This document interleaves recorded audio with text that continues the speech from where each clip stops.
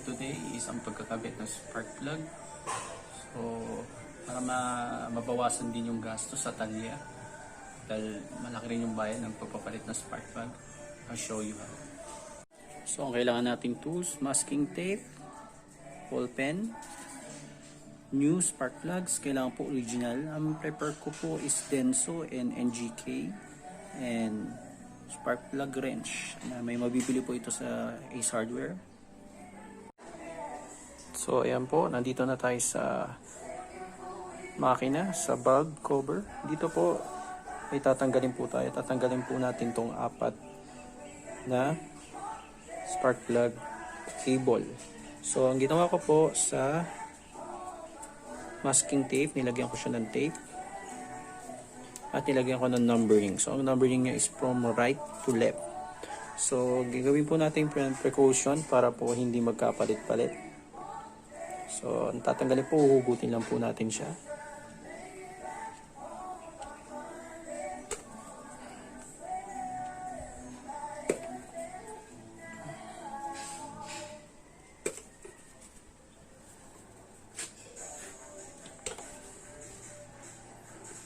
Yan po, tanggal na. So ayan, tanggal na po natin yung apat na spark plug cable. So tatanggalin po natin yung mga lumang spark plug. So simulan natin sa 1.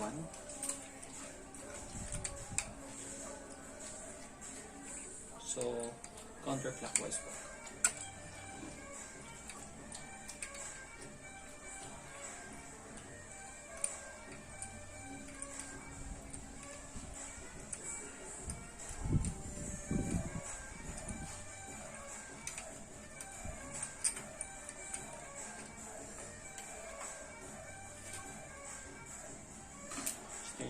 Tatabi na lang muna natin siya dito.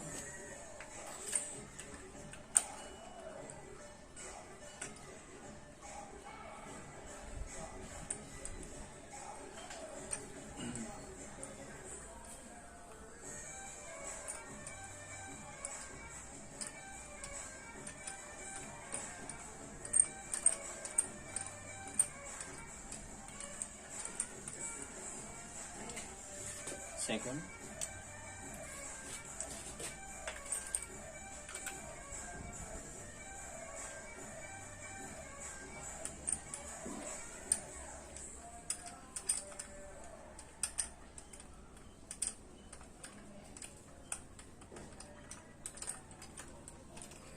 So kung bibili lang po tayo ng spark plug wrench, kailangan mahaba para sigurado na hindi mabibitin.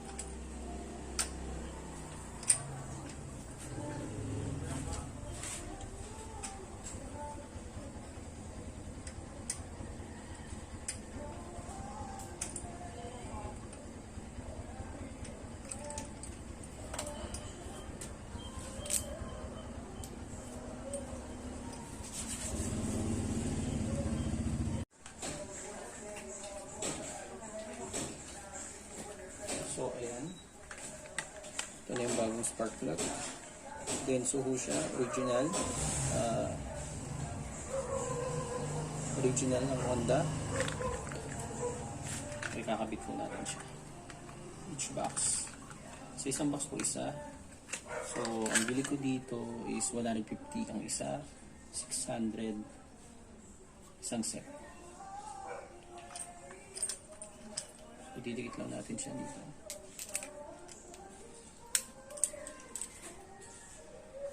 Simulan natin sa 1. So pagpapakabit is clockwise naman.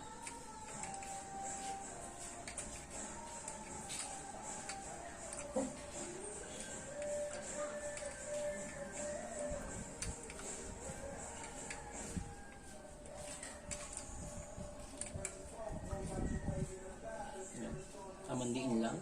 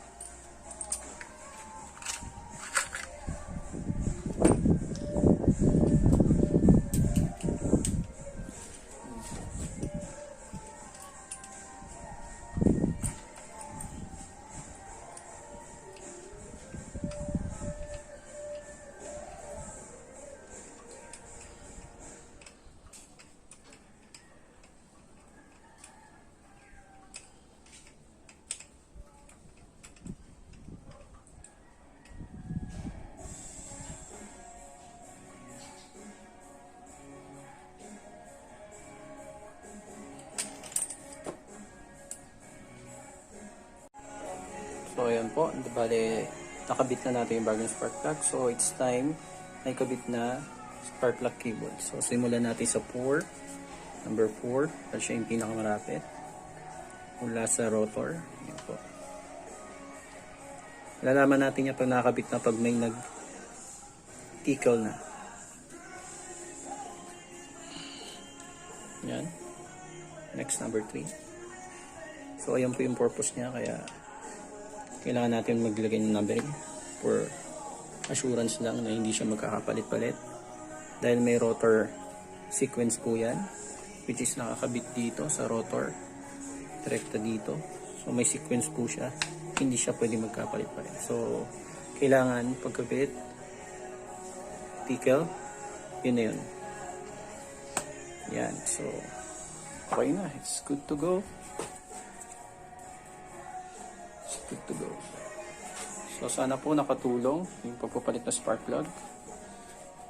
I-subscribe to my channel and pa-like and pa-share na po. Maraming salamat po.